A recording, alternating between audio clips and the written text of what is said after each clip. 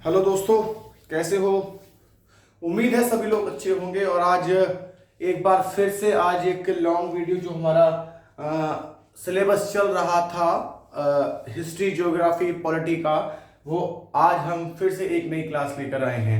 तो अभी कुछ स्टूडेंट्स की रिक्वेस्ट आई थी कि दिल्ली पुलिस का पेपर है। ध्यान रखना, आप सभी लोग, बहुत से लोगों ने भरा फिल किया होगा दिल्ली पुलिस। ध्यान रखना, दिल्ली पुलिस।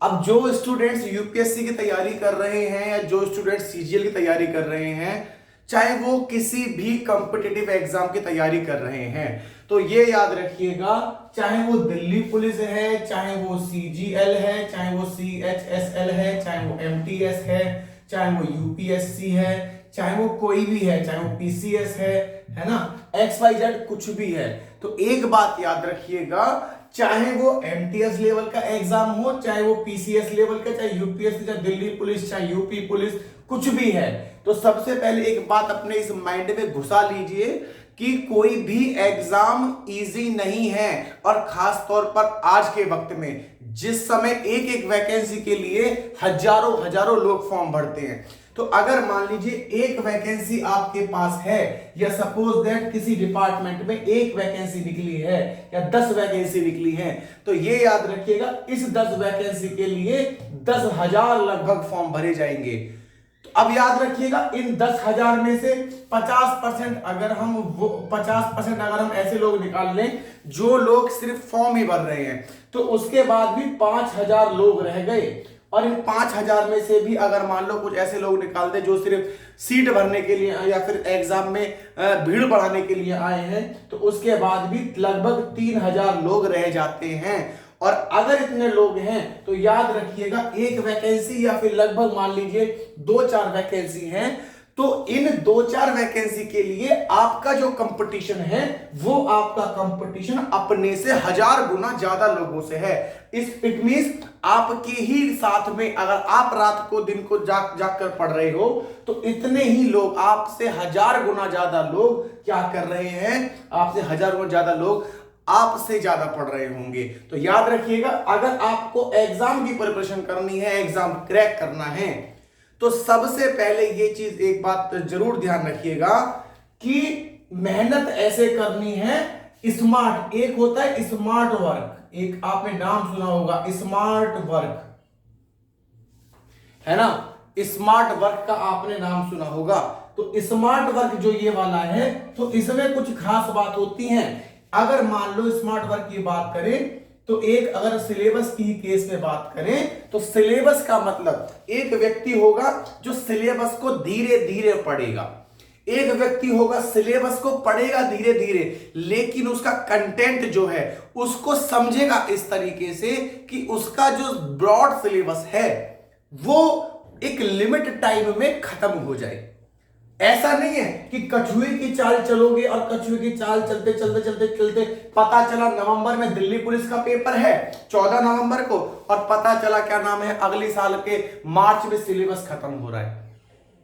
तो ये ध्यान रखिएगा, कहीं कहीं पर कछुए की चाल भी बहुत जरूरी है, स्मार्ट वर्क करना भी बहुत जरूरी है, और कहीं कहीं पर आपको एक पॉइंट पर, एक टॉपिक पर कुछ ज्यादा टाइम देने की भी जरूरत है। कहने का अर्थ यह है कि चाहे कोई भी एग्जाम हो आपका, तो चाहे वो आपका सीएचएसएल लेवल का हो, चाहे दिल्ली पुलिस लेवल का हो, चाहे सीपीओ हो, चाहे आईएएस हो, चाहे पीसीएस हो, तो याद रखना, हर एक टॉपिक को, हर एक सिलेबस के टॉपिक को आपको उसी के अकॉर्डिंग जितनी रिक्वायरमेंट, जितनी कमांड, या जितनी हम बोलें जितनी रिक्वायरमेंट उसकी, जिसका महत्व एग्जाम के लिए, आपको उसी के अनुसार उसको महत्व देना है। ऐसा नहीं है, सपोज दैट मान लो एग्जाम्पल के तौर पे हिस्ट्री सब्जेक्ट नहीं आता है, एग्जाम में हिस्ट्री में से एक क्वेश्चन पूछता है, जियोग्राफी में से 20 क्वेश्चन पूछता है, तो हिस्ट्री के बैकग्राउंड जो इसका एक क्वेश्चन वाला है ना सिस्टम, उसको उसी के अकॉर्डिंग आपको क्या करना है, उतना ही समय देना है, स्मार्ट वर्क करना है, रिवीजन ध्यान रखना, रिवीजन कंटिन्यू करते रहना है। रिवीजन में कमी नहीं आनी चाहिए। अगर आज आपने एक प्रश्न किया है या एक टॉपिक किया है तो वो एक टॉपिक आज में खत्म हो जाना चाहिए। ठीक है, तो ये था थोड़ा सा आप लोगों के लिए स्टडी का प्लान किस तरीके से करनी है ना। अब एक आते हैं दिल्ली पुलिस का जो एग्जाम होने वाला है ना, सब लोगों को पता होगा जितने लोग क्लास ले रहे हैं, दिल्ली पुलिस सबकी जाने की इच्छा होती है। मैं फिर बता रहा हूं, दिल्ली पुलिस हो चाहे कोई भी एग्जाम हो, अपने आप में सारे ही टफ एग्जाम हैं, कोई एग्जाम छोटा नहीं है। ओवर कॉन्फिडेंस में आओगे तो कभी सक्सेस नहीं हो पाओगे, जो सही करने वाले होंगे उनको भी गलत करके आ जाओगे।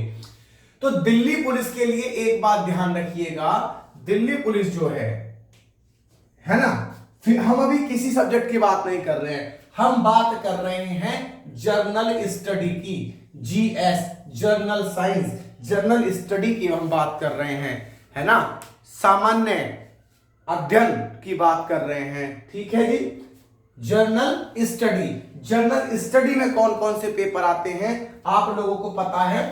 जर्नल स्टडी में जो कोर सब्जेक्ट है, एक तो होता है आपका हिस्ट्री, ठीक है जी, लिखना किसी को नहीं है, अभी सिर्फ समझ लीजिए जीएस में, है ना। एक होता है आपका जियोग्राफी, जियोग्राफी, है ना। एक होता है आपका पॉलिटिकल साइंस या पॉलिटी, एक होता है आपका इकोनॉमिकल इकोनॉमी, इकोनॉमी, है ना। और जीएस में ही पूछ लेता है एक स्टैटिक्स जीके, स्टैटिक जीके, है ना। और इसी के साथ साथ में एक बहुत बड़ा रोल जिसका आज के समय में है, उसको बोलते हैं करंट अफेयर। ध्यान रखिएगा, करंट अफेयर्स, जिसको हम सीए भी बोलते हैं। हिंदी में इतिहास बोलते हैं। हिंदी मीडियम के जितने भी बालक हैं, जितने भी भैया बहनें हैं, ध्यान रखिएगा, जियोग्राफी को बोलते हैं भूगोल। और ध्यान रखिएगा, जियोग्राफी को भूगोल तो पॉलिटी को बोलते हैं राज्य व्यवस्था। ध्यान रखिएगा, राज्य व्यवस्था, है ना। और इकोनॉमी को बोलते हैं अर्थशास्त्र, है ना। और इसको आपको पता ही है, सामान्य ज्ञान। और करंट अफेयर का मतलब आजकल की जो घटनाएं चल रही हैं। तो कोर सब्जेक्ट, अब व्यक्ति क्या करता है, जो कैंडिडेट होता है वो मैथ हो गया, है ना, या और दो चार सब्जेक्ट जो हो गए, है ना, इंग्लिश हो गया, हिंदी हो गया, इन कंप्यूटर साइंस हो गया, इन चीजों पे इतना ज्यादा डिस्कस या डीपली फोकस कर लेता है कि वो सोच लेता है कि ये जो सारा जो पोर्शन है जीके का, सॉरी जीएस का, इसमें से 20-25 सवाल है, जो भी सवाल आने हैं, है ना, वो सवाल तो क्या आ ही जाएंगे, कर ही लेंगे। करंट अफेयर हमने 4 महीने की पढ़ ली, 2 सवाल तो फंस ही जाएंगे, है ना। हमने हिस्ट्री पढ़ ली, 5 सवाल तो फंस ही जाएंगे। पॉलिटी पढ़ ली, 2-4 तो फंस ही जाएंगे, है ना। ऐसा नहीं करना है। आपका कोई भी सब्जेक्ट है, चाहे वो आपका हिस्ट्री है, चाहे आपका पॉलिटी है, चाहे आपका इकोनॉमी है, चाहे आपका स्टैटिक जीके है, चाहे आपका करंट अफेयर है, चाहे कंप्यूटर साइंस है, चाहे कुछ भी है, उन सबको उसके अकॉर्डिंग ही महत्व देना है। अब सपोज दैट आपसे ये बोला गया कि भैया कंप्यूटर साइंस के मात्र 2 प्रश्न आएंगे पूरे एग्जाम में, तो अब आप कंप्यूटर साइंस को हिस्ट्री, ज्योग्राफी, पॉलिटी की तरह थोड़ी ना महत्व दोगे, उसको उसी की तरह पढ़ोगे। पता चला 2 क्वेश्चनों के चक्कर में आपने 20 क्वेश्चन जीएस के छोड़ दिए। तो इस तरीके से ध्यान रखना है। तो समझ में आ गया, कमांड जो जीएस पे करनी है, history, geography, polity, economy, static GK और करंट अफेयर, इनको तरीके से करना है। समझ में आया? क्या क्या पढ़ना है मैं आपको अभी डिस्कस करूंगा। समझ में आ रहा है? ठीक है जी। ये आपकी एक स्ट्रेटेजी होनी चाहिए जीएस के लिए कि हिस्ट्री, अगर मान लीजिए हिस्ट्री को आप 1 घंटा दे रहे हो तो 1 घंटा इसको दीजिए, 1 घंटा इसको, 1 घंटा इसको थोड़ा सा कम दे दीजिए, है ना, इसको और 1 घंटा दे दीजिए।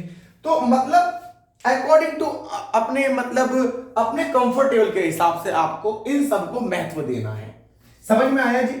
चलिए आगे बढ़ते हैं। चलो जीएस को खत्म करना है। आप लोगों को पता होगा जीएस की क्लास हम स्टार्ट कर चुके हैं। पुरातात्विक स्रोत हो गया इतिहास में, है ना, ऐतिहासिक स्रोत हो गया आपका, और भूगोल में हमारा भौगोलिक स्थिति हो गई, है ना, भारत हो गया हमारा, मैप हमने कुछ पढ़ा था, पड़ोसी देश हमने पढ़ लिए, है ना, उनकी सीमाएं हमने पढ़ ली। तो एक बात ध्यान रखिएगा, ऐसे जितने भी स्टूडेंट हैं, जिन स्टूडेंट ने अभी तक हिस्ट्री की क्लास नहीं देखी है, ज्योग्राफी की क्लास नहीं देखी है, वो सारे प्रीवियस वीडियो पे जाइए और प्रीवियस वीडियो पे हिस्ट्री और ज्योग्राफी की मैंने 3-3, 4-4 क्लास लेके मैंने टॉपिक खत्म किए हुए हैं, उन क्लास को जरूर देखिए। पूरा डीपली डिस्कस किया गया है उसमें, एक एक पॉइंट ध्यान रखना, एग्जाम में उनमें से जरूर क्वेश्चन फंसते हैं। अभिलेख हो गया या जो भी XYZ आपका उसमें ज्योग्राफी में, अगर हम भौगोलिक स्थिति की विस्तार की बात करें तो जो भी भारत के संदर्भ में जितने प्रश्न बनते हैं, ऐतिहासिक स्रोत को लेकर इतिहास में जितने प्रश्न बनते हैं, सबको डिस्कस किया गया है। तो जैसे जितने भी स्टूडेंट हैं क्लास को देख रहे हैं, आगे बढ़ने से पहले उन ज्योग्राफी और हिस्ट्री की क्लास को अवश्य देखिए, उससे आपका थोड़ा जो कॉन्सेप्ट है वो क्लियर हो जाएगा।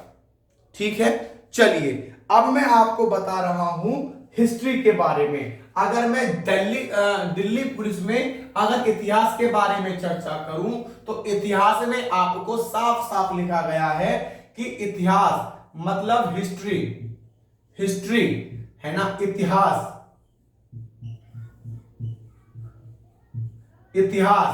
इतिहास में साफ साफ लिखा हुआ है कि जो प्रश्न बनेंगे वो प्रश्न आपके तीनों तरीके के इतिहास से बनेंगे।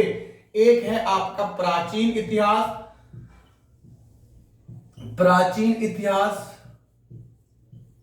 एक है आपका मध्यकालीन इतिहास, एक है आपका आधुनिक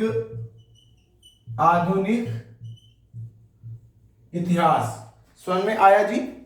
प्राचीन भारत या फिर प्राचीन इतिहास कह लो या प्राचीन भारत कह लो, आपको समझ में थोड़ा अच्छे से आएगा। प्राचीन भारत है ना, मध्यकालीन भारत, आधुनिक भारत, ये है भाई। तो ध्यान रखिएगा, जितने भी स्टूडेंट देख रहे हो, तो इतिहास के केस में मैं आपको ये क्लियर कर दे रहा हूं कि जितने भी हमारे प्रश्न बनने वाले हैं इतिहास में, वो आपके प्राचीन भारत, मध्यकालीन भारत, आधुनिक भारत, और इसी के साथ में इन सभी के संदर्भ में करंट अफेयर, ध्यान रखिएगा, करंट अफेयर जितने भी आप करेंगे, चाहे वो ज्योग्राफी है, चाहे वो पॉलिटिकल साइंस है, चाहे इकोनॉमी है, चाहे हिस्ट्री है, कुछ भी है, ध्यान रखिएगा, चाहे वो स्टैटिक जीके है, उन सभी के साथ में करंट अफेयर को लेके चलना है। अर्थात उस पर्टिकुलर सब्जेक्ट से संबंधित जो आपकी करंट अफेयर है उसके प्रश्नों को नहीं भूलना है, और पिछले 10 महीनों की जो करंट अफेयर है वो आपको पढ़ के जानी है। जैसे करंट अफेयर में अभी आपकी एक बीमारी आई है एनटीडी के नाम से, है ना, एनटीडी के नाम से आई है ना। अभी आप अगर एक शॉर्ट देखेंगे, मैंने अभी उसके बारे में डिटेल डाली है, थोड़ा शॉर्ट नोट डाला है मैंने इस बीमारी के बारे में, एंटी डिजीज के बारे में। एनटीडी एक डिजीज है जो अभी मिनिस्ट्री ऑफ हेल्थ वेलफेयर ने अभी बताया है, तो उसकी मैंने एक शॉर्ट नोट डाले, तो उसको देखिएगा। तो इस तरीके से अभी अगर G20 अभी हुआ है, आपने अभी देखा होगा, आज ही खत्म हुआ, कल खत्म हो गया था G20 के बारे में। अभी आप चंद्रयान 3 के बारे में अगर आपने देखा होगा, आदित्य L1, मैं अभी देखिए, मैं इसके बारे में चर्चा नहीं कर रहा हूं हिस्ट्री के, मैं सिर्फ आपको करंट अफेयर का एग्जांपल दे रहा हूं आपको, ये हिस्ट्री से कोई मतलब नहीं है ना। आदित्य L1 के बारे में अभी आपने सुना होगा। तो आप ये ध्यान रखिएगा कि जो आदित्य L1 है, G20 है, एनडीडी है, CS3 चंद्रयान, CS3 बोले तो चंद्रयान 3, और चंद्रयान 3 के केस में बात करते हैं तो चंद्रयान 2 की भी बात आ जाती है। तो ये ध्यान रखिएगा मेरे भाइयों, मेरे बहनों कि जो करंट अफेयर है 10 महीने लगभग मैक्सिमम खींचतान के हो सके तो पिछला 1 साल का करके चले जाइए, इससे ज्यादा मत कीजिए। समझ में आ रहा है? क्वेश्चन फंसने होंगे तो 1 साल की करंट अफेयर से ही फंसेंगे, ये ध्यान रखिएगा। तो ये G20, NTD, Chandrayaan 2, Chandrayaan 3, Aditya L1, ये सारे क्या हैं? ये सारे हमारे करंट अफेयर से रिलेटेड टॉपिक्स हैं। समझ में आ रहा है? तो और मैं टाइम टू टाइम क्या करूंगा आपको ये कोशिश मेरी रहेगी कि संडे वाली जो क्लास होगी, संडे वाली क्लास में आपको जो करंट अफेयर्स के जो न्यू टॉपिक्स हैं उनके विषय में विस्तृत चर्चा करेंगे। ठीक है? तो करंट अफेयर भी हमारी यहां से कवर हो जाएगी। तो फिलहाल मैं आपको जो बता रहा हूं, हमें हिस्ट्री में प्राचीन भारत, मध्यकालीन भारत और आधुनिक भारत प्लस इसकी करंट अफेयर के बारे में ध्यान देना है, तो ये ध्यान रखिएगा। इतिहास में मैंने कुछ क्लासेस करा भी दी हैं, यूट्यूब पे जाके आप देख सकते हैं। ठीक है भाई? चलो अब हम बात करें कि भाई प्राचीन भारत में, अगर हम एग्जाम के पॉइंट ऑफ व्यू से बात करें कि प्राचीन भारत में कहां कहां से पूछ सकता है प्रश्न, तो ध्यान रखिएगा ऐतिहासिक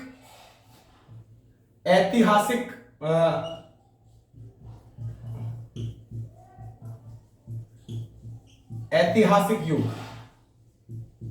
इसके बारे में हम चर्चा करेंगे। सॉरी, ऐतिहासिक स्रोत के बारे में, सॉरी ऐतिहासिक स्रोत मतलब सोर्स जो है इतिहास के, है ना। एक प्रस्तर युग हो गया, ये सारे मैंने लेक्चर ले चुका हूं मैं। प्रस्तर युग है ना। उसके बाद में ताम्र पाषाण युग हो गया। अभी जो मेरे सामने सिलेबस रखा हुआ है सेम उसमें सारी चीजें हैं। ताम्र पाषाण युग हो गया, है ना।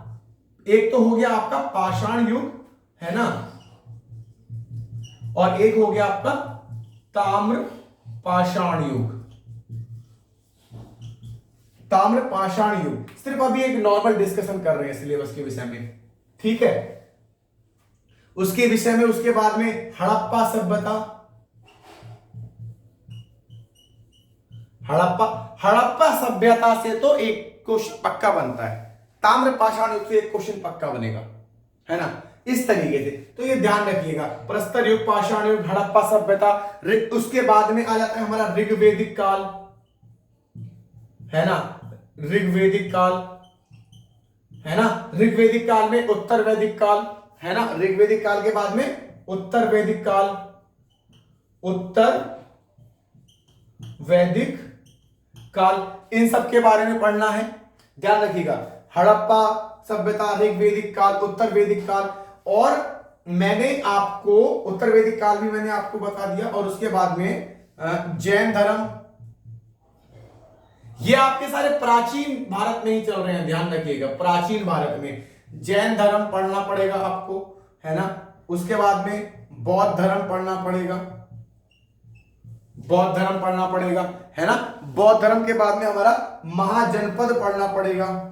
महाजनपद बहुत इंपॉर्टेंट टॉपिक है भाई, हर एग्जाम के पॉइंट ऑफ व्यू से। महाजनपद और मगध साम्राज्य, मगध साम्राज्य, है ना, ये आपको पढ़ना पड़ेगा,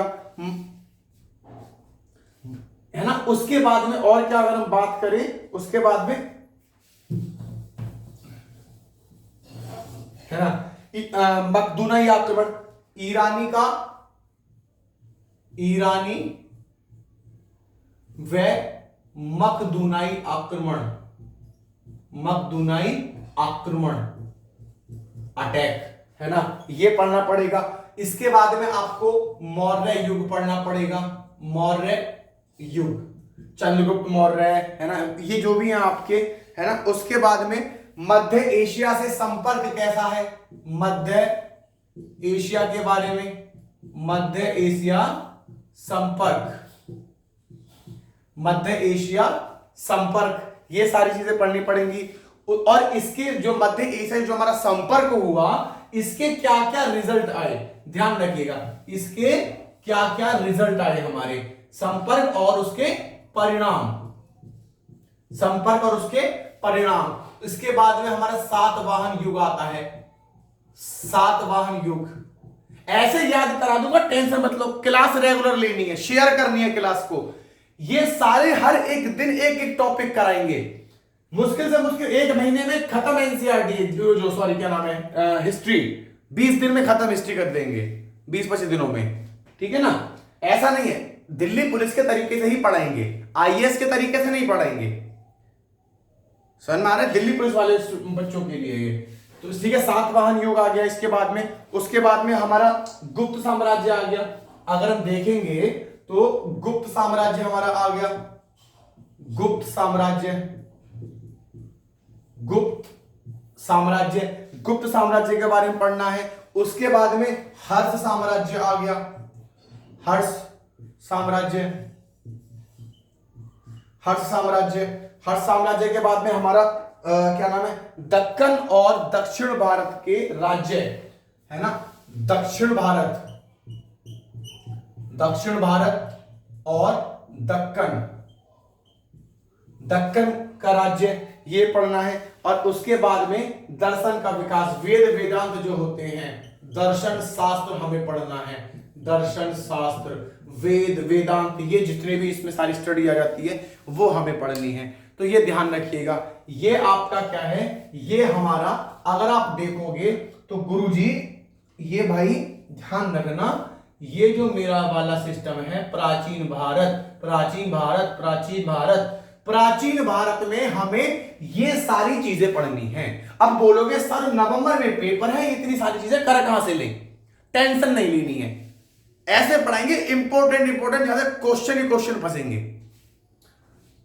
प्राचीन भारत में जो हमारा हिस्ट्री है, हिस्ट्री है, हिस्ट्री, हिस्ट्री, प्राचीन भारत में ऐतिहासिक स्रोत पढ़ना है, क्लास मैंने ले ली है, प्रस्तर युग पढ़ना है, दोनों पे क्लास मेरी खत्म हो चुकी है, यूट्यूब पे जाओ और क्लास को देखो तरीके से, ठीक है। पाषाण और ताम्र पाषाण युग हमें देखना है, हड़प्पा सभ्यता हमें पढ़नी है, ऋग्वेदिक काल हमें पढ़ने हैं, वेद पढ़ने हैं इसमें, ठीक है। वेदों की उत्पत्ति कैसे हुई, कौन से वेद में क्या आता है क्या नहीं आता, अर्णक किसे कहते हैं, वेद किसे कहते हैं, उपनिषद किसे कहते हैं, सामवेद, यजुर्वेद, अथर्ववेद, ऋग्वेद, ये सब क्या है, कौन कौन सी चीजें हैं उसमें, सब कुछ हमें पढ़ना है। रचयिता कौन थे, है ना, रामायण महाभारत, ये सब चीज हमें पढ़नी पड़ेगी, है ना। उत्तर वैदिक काल पढ़ना है हमें, उसके बाद में हमें जैन धर्म पढ़ना पड़ेगा, बौद्ध धर्म पढ़ना पड़ेगा, 16 महाजनपदों के बारे में जो व्याख्या करी गई है ना, कौन कौन से महाजनपद थे, जन किसे कहते थे, महाजनपद किसे कहते थे, जनपद किसे कहते थे, कौन कौन से पहले 16 जनपद के बारे में क्या नाम है, महाजनपदों के बारे में पढ़ेंगे हम धीरे धीरे मैप की हेल्प से। मगध साम्राज्य हम पढ़ेंगे इसमें, है ना। उसके बाद में मध्य एशिया और उससे संपर्क और उससे क्या पॉजिटिव परिणाम निकले, है ना, तो ये सारी चीजें हम पढ़ेंगे। उसके बाद में प्राचीन भारत में ही हम लोग सातवाहन युग के बारे में पढ़ेंगे, मौर्य युग के बारे में पढ़ेंगे, ईरानी और मकदूनाई आक्रमण कैसे हुआ वो पढ़ेंगे, गुप्त साम्राज्य या गुप्त वंश के बारे में हम चर्चा करेंगे, हर्ष साम्राज्य के बारे में या हर्ष डेस्टिनी के बारे में हम चर्चा करेंगे, दक्षिण भारत के बारे में चर्चा करेंगे, दक्कन भारत के उसमें चर्चा करेंगे कि कौन कौन से राज्य इसमें आते हैं, और दर्शन शास्त्र के बारे में हम चर्चा करेंगे। दर्शन शास्त्र कहते किसे हैं, क्या फायदा है, क्या चीजें हैं, क्या जो भी एक्सवाइजेड पूरी हिस्ट्री हम इसके बारे में पढ़ेंगे।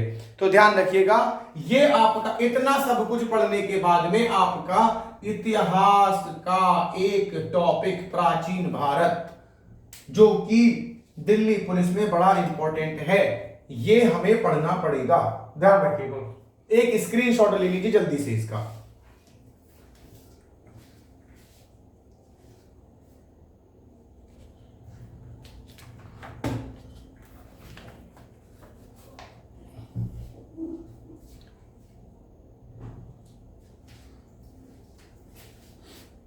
चलिए, उम्मीद है स्क्रीनशॉट ले लिया होगा आप लोगों ने, है ना। चलिए,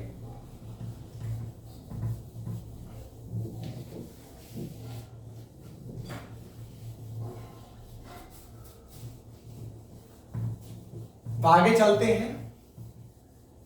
आपके सिलेबस के अनुसार जो टॉपिक लिखा हुआ है उसको बोलते हैं मध्यकालीन भारत, हिस्ट्री का मध्यकालीन भारत, हिस्ट्री का मिडवाइल, है ना, मिडाइवल इतिहास, मिडाइवल हिस्ट्री, जिसको हम बोलते हैं मध्यकालीन कालीन भारत या मध्यकालीन भारत का इतिहास या मध्यकालीन इतिहास, ये हम बोलते हैं, है ना।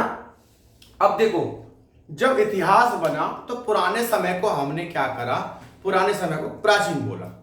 अब जब प्राचीन समय खत्म हो गया तो उसके बाद का जो समय आया वो मध्यकालीन भारत हुआ।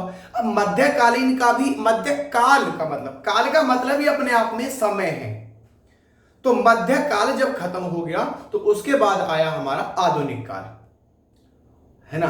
आधुनिक काल और आधुनिक विश्व दो टॉपिक हैं, आपके ध्यान रखिएगा, आधुनिक काल और आधुनिक विश्व, ठीक है। तो अभी हम बात कर रहे हैं मध्यकालीन भारत, और मध्यकालीन भारत में ध्यान रखिएगा, मध्यकालीन भारत में हमारा जो टॉपिक है वो है उत्तर भारत, ध्यान रखिएगा, उत्तर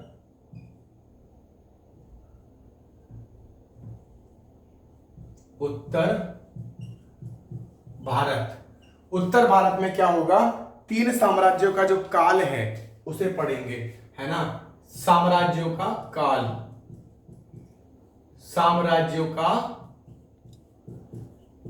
काल, ये हम वहां पे पढ़ेंगे, डिस्कस करेंगे साम्राज्यों का काल, है ना। ये मध्यकालीन भारत की बात डिस्कस कर रहा हूं, क्योंकि अगर मैं इनको सबको डीपली डिस्कस करूंगा तो बहुत लंबा टॉपिक खिंच जाएगा, 3-4 घंटे की क्लास खिंच जाएगी, है ना। तो अभी मैं सिर्फ आपको ये बता रहा हूं कि आपको क्या क्या टॉपिक्स कवर करने हैं इतिहास में, है ना, जो आपका जीएस का बड़ा मेन कोर पेपर है उसमें। उसके बाद में हमें चोल साम्राज्य के बारे में डिस्कस करना है, चोल साम्राज्य या चोल डिस्टिनी, है ना, चोल साम्राज्य,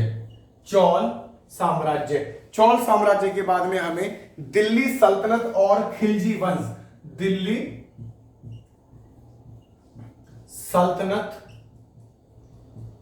और खिलजी वंश, खिलजी वंश, ये हमें डिस्कस करना है ना।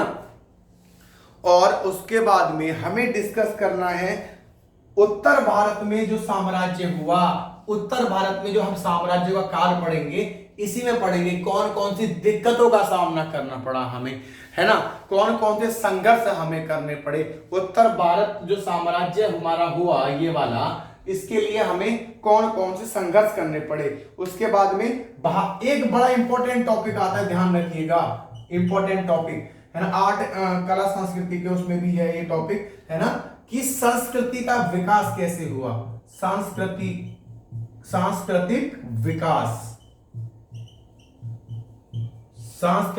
विकास कैसे हुआ। उसके बाद में मुगल साम्राज्य, है ना, मुगल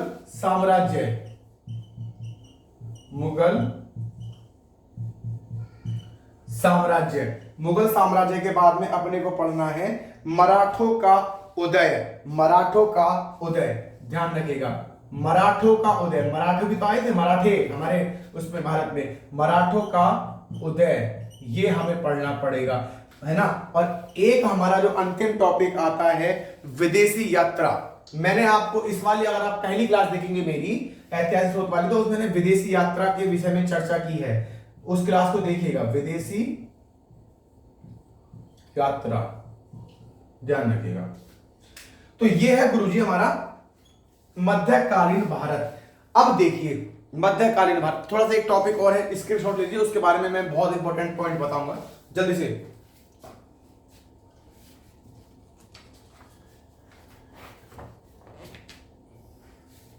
चलिए आगे चलते हैं। ये आपको मध्यकालीन भारत में आपको पढ़ने पड़ेंगे, मध्यकालीन इतिहास में आपने पढ़ने पड़ेंगे, है ना। चलिए एक और अब आता है आपका आधुनिक भारत। आधुनिक भारत में जो हमारा दिया हुआ है यूरोपीय कंपनियों का आगमन, यूरोपीय कंपनियों का आगमन, यूरोपीय कंपनियों का आगमन, यूरोपीय कंपनी, सॉरी गलत लिखा, एक मिनट, कंपनी, यूरोपीय कंपनियों का आगमन, सॉरी ये आपका आधुनिक भारत में है भाई, आधुनिक भारत। तो यूरोपीय कंपनी जब आई तो तब क्या हुआ, कितने संघर्षों का सामना करना पड़ा, यूरोपीय कंपनी ने आके हमारे देश में क्या किया, किस तरीके के व्यापार, ये सारी चीजें हम डिस्कस करेंगे इसमें पॉइंट ऑफ व्यू से, एग्जाम के पॉइंट ऑफ व्यू से, है ना। उत्तर उसके बाद में मुगल साम्राज्य के बारे में हम चर्चा करेंगे, मुगल राजवंश के बारे में, मुगल राजवंश के बारे में चर्चा करेंगे। उसके बाद में नवीन राज्य, जो न्यू राज्य हमारे, न्यू स्टेट, नवीन राज्य, नवीन राज्य, ठीक है जी, नवीन राज्यों के बारे में हम डिस्कस करेंगे। उसके बाद हम जो करेंगे ब्रिटिश साम्राज्य के बारे में, है ना, ब्रिटिश साम्राज्य के बारे में, ब्रिटिश साम्राज्य के बारे में हम डिस्कस करेंगे। उसके बाद में जैसे हमारा जो ब्रिटिश साम्राज्य जब हमारा आया, कौन कौन से उसमें विद्रोह हुए, कौन कौन से युद्ध हुए, है ना, आक्रमण कैसे हुए, किस तरीके की सिचुएशन पैदा हुई, वो सारी चीजें हम क्या करेंगे, इस ब्रिटिश साम्राज्य के बारे में हम जब डिस्कस करेंगे तो वहां पर चर्चा करेंगे। समझ में आया जी। उसके बारे में हमारा जो सिलेबस में है वो है हमारा 1857 के बाद, 1857 के बाद का भारत, 1857 के बाद जो ब्रिटिश साम्राज्य थी उनकी कौन कौन सी नीतियां थी, है ना। 1857 के बाद ब्रिटिशियन नीति, ब्रिटिश की नीति, ब्रिटिशियनों की नीतियां व प्रशासन, प्रशासन ध्यान रखिएगा, है ना, ये पढ़ना है। हालांकि बहुत थोड़ा टफ, जो स्टूडेंट न्यू है उनको थोड़ा टफ लग रहा होगा ये भाई, क्या नाम है, चलो जी मेडिवल हिस्ट्री में और एंशिएंट में, चलो जी राजवंश पढ़ने हैं, डिस्नी पढ़नी है हमें, चौल हो गया, मुगल हो गया, ये सारे हो गए जितने भी गुप्त साम्राज्य, सातवाहन युग। लेकिन इसमें ध्यान रखिएगा 18, अब देखो आधुनिक में देखोगे तो यूरोपीय कंपनी का आगमन, मुगल राजवंश, नवीन राज्य, ब्रिटिश साम्राज्य, 1857 के बाद ब्रिटिश की। अगर एक्चुअल में अगर आप देखोगे तो आधुनिक भारत को पढ़ने में बड़ा मजा आएगा, है ना। इसमें इतना कुछ बवाल नहीं है, इसमें बड़ी अच्छी अच्छी बातें बताई हैं। आप आधुनिक भारत, जब ब्रिटिश कंपनियां आई, यूरोपीय कंपनियां आई, उस समय के काल को, उस समय की बातों को इसमें बताया गया है। समझ में आया जी। चलिए, और दूसरा क्या है, आर्थिक जीवन में परिवर्तन। इन चीजों की वजह से ये जो चीजें हैं, ये जो चीजें हैं, आर्थिक स्थिति के बारे में बताएंगे, आर्थिक स्थिति, आर्थिक स्थिति के बारे में बताएंगे, ठीक है। उसके बारे में हमारा सुधार आंदोलन, धार्मिक और सामाजिक सुधार आंदोलन एक टॉपिक है आपका, धार्मिक व सामाजिक, धार्मिक व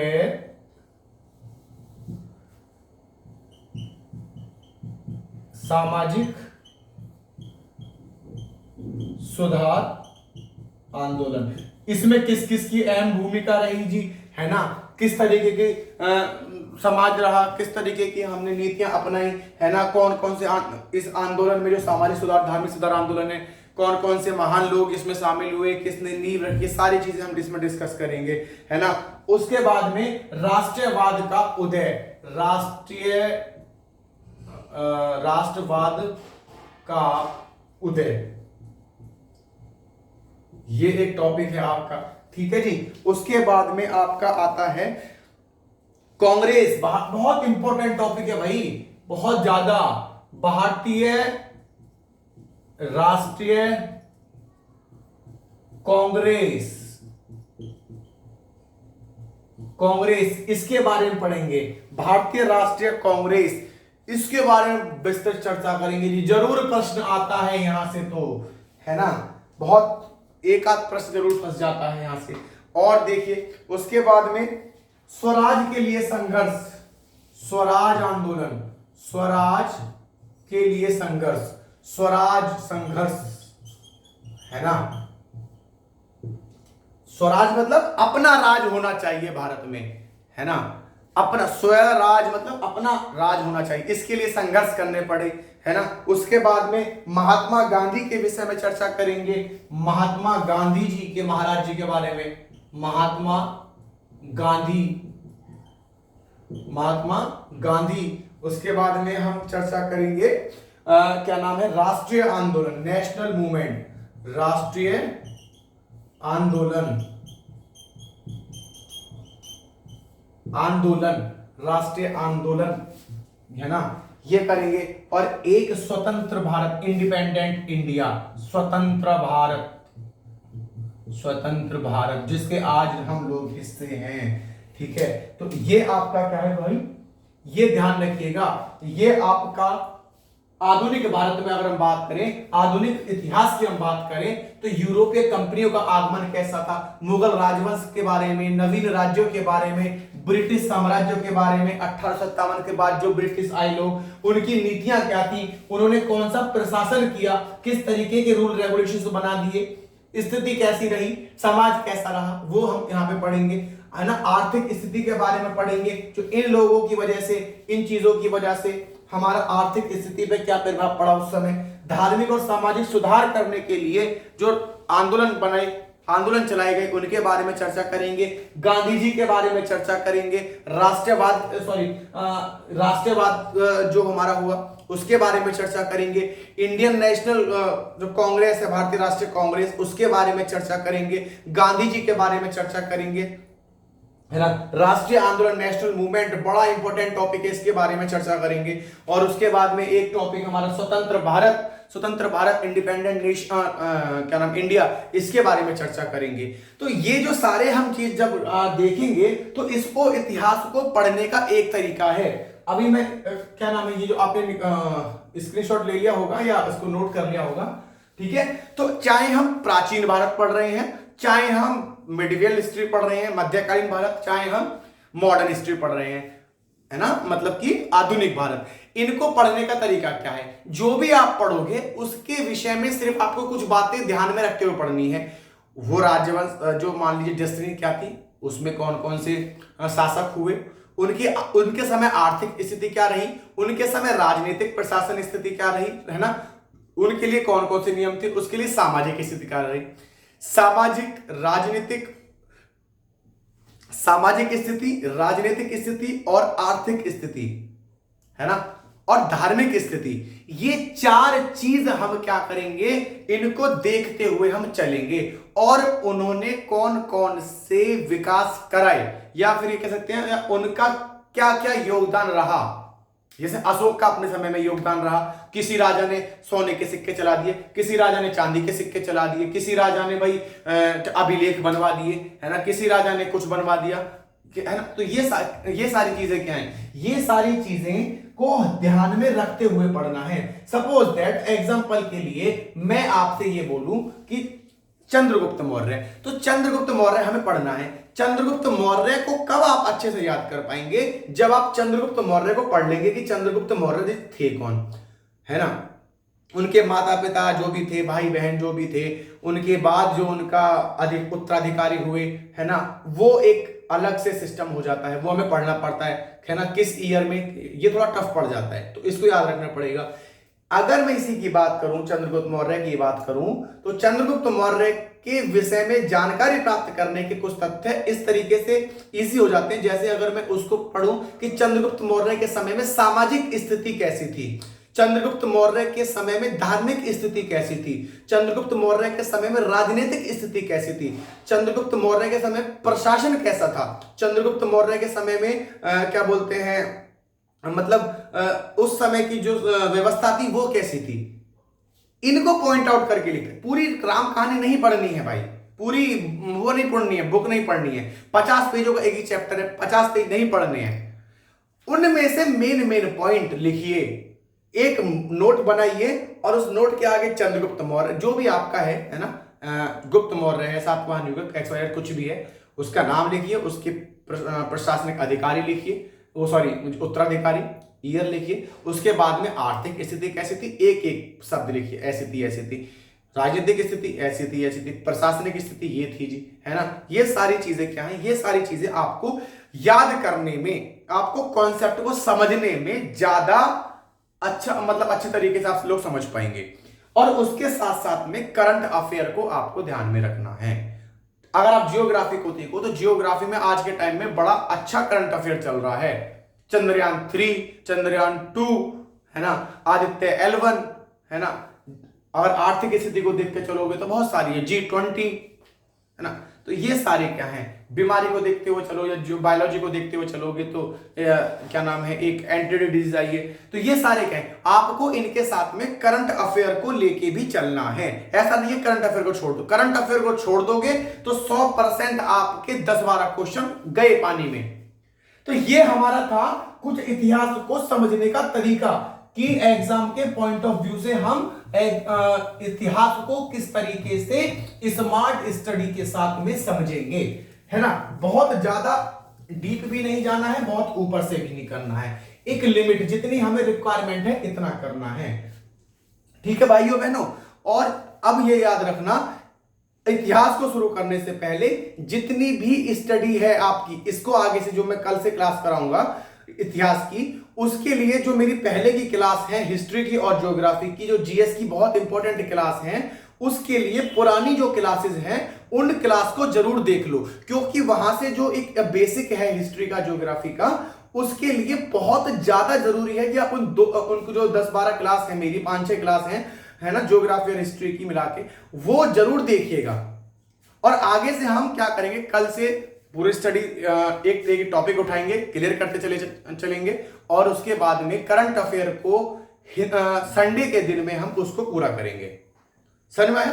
तो इसी उम्मीद के साथ में अब विदा लेते हैं। और ये जो मैंने अभी आपको हिस्ट्री का जो मैंने सिलेबस समझाया है, कल आपको ज्योग्राफी, पॉलिटिकल साइंस और अर्थव्यवस्था जो मेन सब्जेक्ट है, कोर सब्जेक्ट है जीएस के, इनके विषय में चर्चा करेंगे, ठीक है। तो इसी के साथ मैं विदा लेता हूं और उम्मीद करता हूं क्लास आपको समझ में आई होगी। और जिन भाइयों ने कोई भी एग्जाम फॉर्म भरा हुआ है उनको, उनके साथ मेरी बेस्ट विशेस हैं और यही बस कामना करता हूं, मन लगा के पढ़िए, एग्जाम आप क्रैक कीजिए बढ़िया तरीके से।